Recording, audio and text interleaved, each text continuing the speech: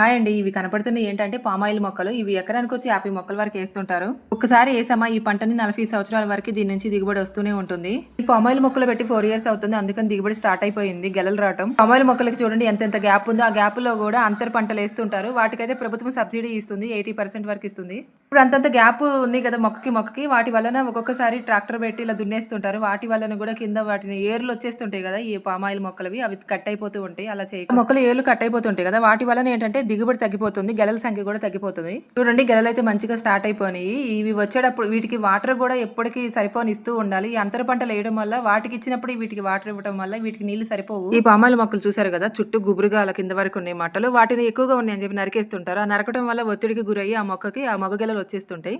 ఏంటంటే ఒత్తిడికి గురవటమే కాదు అవి ఇంకా గెలలు కూడా రాబడి కూడా తగ్గిపోతుంది. ఇంకొంతమంది రైతులు ఏం చేస్తుంటారంటే వాటిని దగ్గరగా కలిపి కట్టేస్తుంటారు. ఎప్పుడైతే మొక్కకి దగ్గరగా అలా కలిపి కడతారో వాటికి మొత్తం సూర్యరశ్మి ఫోటోసింథసిస్ అంతా తగ్గిపోయి వాటి వల్ల రాబడి కూడా తగ్గిపోతుంది. గెలల సంఖ్య మొత్తం తగ్గిపోతాయి. అలా కూడా కట్టకూడదు. అలా ఫ్రీగా వదిలేసి అంతగా కిందకి ఎక్కువగా ఉన్నప్పుడు వాటిని తీసేస్తుండాలి మట్టల్ని. ఇవి పామాయిల్ దిగుబడి అయితే ఒక్కొక్క గెల అయితే 10 కేజీల వరకు ఉంటుంది. చూడండి ఇవైతేనేమో సంవత్సరానికి 8-10 టన్నుల వరకు దిగుబడి వస్తుంది. కూడా ఎకరానికి ఇంకా ఎకరానికి 1,00,00,000 వరకు ఆదాయం అయితే ఉంటుంది సంవత్సరానికి. ఇది పామాయిల్ మొక్కలు కూడా 90% ప్రభుత్వమే ఇస్తుంది. 90% అంటే 20 రూపీస్ కూడా పడుతుంది మొక్క వచ్చేసి. అందుకని చాలా మంది ఎక్కువగా ఓపెన్ ప్లేస్లు ఎక్కువ ఉండి దూరంగా ఉన్న ప్లేసుల్లో అలా పెట్టుకుంటూనే ఉంటారు.